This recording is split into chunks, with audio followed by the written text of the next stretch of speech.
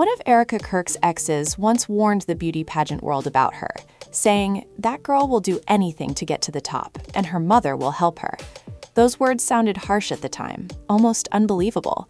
But now, after years of public stories and seemingly perfect narratives, they suddenly feel chillingly prescient. Candace Owens has dropped explosive claims that completely reshape how people see Erika Kirk and her relationship with Charlie. What if the love story that everyone cheered for was never what it seemed?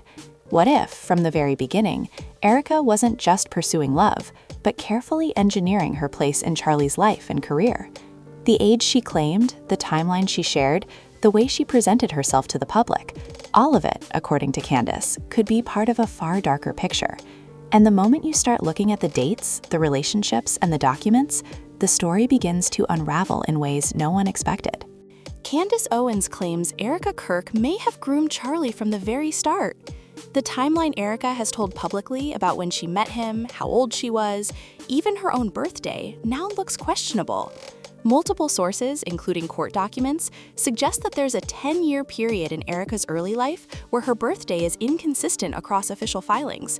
In some documents, her birthday appears as November 22, 1988, while other sources, including her own statements, point to November 20th. At first glance, a small discrepancy, a clerical error, right? But Candace has shared screenshots of court filings and child support documents where these details were scribbled over, not notarized, or missing judge signatures entirely. And it's not just the dates. These inconsistencies suggest someone was intentionally manipulating records to obscure the truth. If Candace is right, the timeline of Erika's connection with Charlie suddenly looks less like chance and more like a carefully plotted strategy. But this is just the beginning. The more you dig into this story, the more patterns emerge, pointing to a life shaped around ambition and meticulous planning. For a decade of Erika's childhood, official records offer no verifiable information about her age. Child support filings, court documents, and other legal papers all display conflicting dates. Some were handwritten over previous entries, missing notaries, or entirely lacking judicial verification. Candace Owens argues these aren't mere clerical mistakes, they are deliberate alterations. The implications are huge. If Erika misrepresented her age, even slightly, the moment she became involved with Charlie could carry very different weight than the public has been led to believe. It casts a shadow over what seemed like an innocent romantic progression and turns it into a calculated series of moves. This level of manipulation doesn't start in adulthood. It begins with the narrative she constructs from the earliest documents about her life. Candace's investigative work exposes a story where every small lie, every adjusted date, and every selective revelation fits together into a pattern. And as this puzzle comes together, a new layer of the narrative emerges, one that raises questions not just about her age, but about intent, timing, and ambition. But what drives someone to carefully reconstruct their life in the shadows? The answer may lie in the relationship she cultivated before meeting Charlie. Erika has always presented her relationship with Charlie Kirk as a simple love story, two people meeting, connecting, and building a life together. But when you examine the dates, interviews, and her own statements, the math begins to look strange. Candace Owens argues that rather than a spontaneous connection, Erika's entry into Charlie's life was deliberate. She positioned herself carefully, appearing at the right moments, aligning her story with his values, and gradually embedding herself into his world. It wasn't a matter of fate or coincidence. The narrative she presented publicly was warm, loving, and seemingly organic. But behind that narrative, there was a methodical approach. Every interaction, every photo, every conversation becomes part of a larger pattern, one designed to establish trust and influence. And this isn't limited to public perception.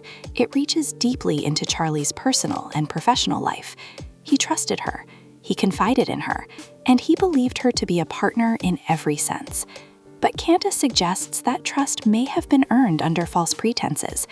If this pattern continued unchecked, it could explain how she eventually assumed control in ways that felt shocking to everyone around them.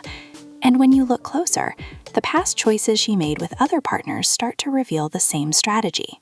Before Charlie, Erika Kirk's dating history reads like a carefully curated path to visibility and influence. She was linked with pro athletes, entertainers, and politicians. Tyler, JT Massey, a pro baseball player she dated, was described as her best friend, her favorite human, and a potential lifelong partner. Photos suggest their relationship could have ended in engagement or marriage. Prior to that, she circulated in Hollywood circles during her reality TV years, dating Cabot Phillips, who would later become influential in TPUSA. Candace's argument is that Erika didn't merely meet these people by chance.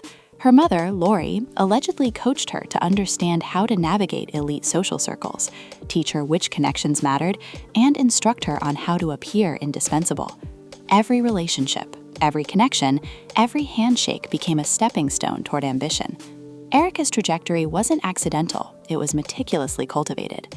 Candace believes that from the beginning, Erika identified Charlie as the next step in her ascent. And if that's true, the supposedly spontaneous romance between them now reads more like a calculated plan. But this pattern only deepens when you examine how quickly she moved to seize opportunities after Charlie's death. Officially, Erika was 37 when Charlie passed at 31, a 5-year age gap. But Candace suggests the difference may have been larger, raising questions about the timeline of their courtship. The speed with which Erika assumed control of TPUSA, accessed Charlie's finances, and took over his platform immediately after his death seems almost unnatural. She reportedly received at least $10 million from his estate, not including life insurance, donations, or the organizational resources he built. Candace points out that Charlie's estate had been carefully organized, ensuring his family was secure. Yet the narrative Erika promotes is one of a struggling single mother scraping by, hiding wealth and influence to appear relatable. The public story contrasts sharply with documented reality. And this rapid consolidation of power, in Candace's eyes, isn't merely opportunistic. It's the culmination of a long strategy that started years earlier. But to understand how she built that trust and influence, we need to look closer at the small, subtle manipulations she used within their personal relationship. Candace argues Erika started small, lying about her childhood hardships, adjusting her history to appear relatable, and presenting herself as a perfect partner for a devout, conservative man. Small domestic disagreements, like who should control finances, weren't mere arguments. They were tools to erode Charlie's defenses. He trusted her, confided in her, and gradually became vulnerable to her influence. Even when she publicly endorsed the idea that women should be home and men should lead, her private approach often contradicted that belief. Candace notes that these small manipulations, repeated over time, created a foundation that allowed Erika to take decisive action later. And while Charlie eventually grew suspicious, ordering a full audit of TPUSA's finances, it seems that his untimely passing prevented any full uncovering of what had been happening behind the scenes. The stage was set for a complete shift in power, and Erika was ready to step into it. But the question remains, how much did Charlie actually know, and how much was part of a carefully orchestrated plan? Weeks before his passing, Charlie commissioned a financial audit of TPUSA. According to Candace, Erika allegedly buried the investigation once she gained access to his office. The timeline of events now appears strange, almost too precise. The documents, the dating history, the inconsistencies in personal records all converge to suggest that Erika's path into Charlie's life was never accidental. Supporters may try to dismiss these patterns as coincidence, but the sequence of events and documented proof increasingly resist that explanation. Candace emphasizes that this was not just a case of marrying the wrong person.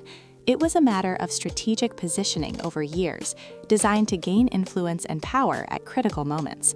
And the more people dig, the more it becomes clear that every layer of the story adds weight to this conclusion. Microhooks emerge everywhere, teasing further revelations about how trust, ambition, and manipulation intertwined in ways the public never fully grasped.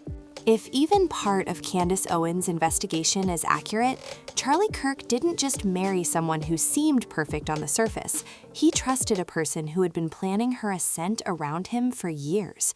The combination of carefully adjusted personal history, strategic dating, subtle manipulation, and immediate consolidation of power paints a picture of ambition layered over deception.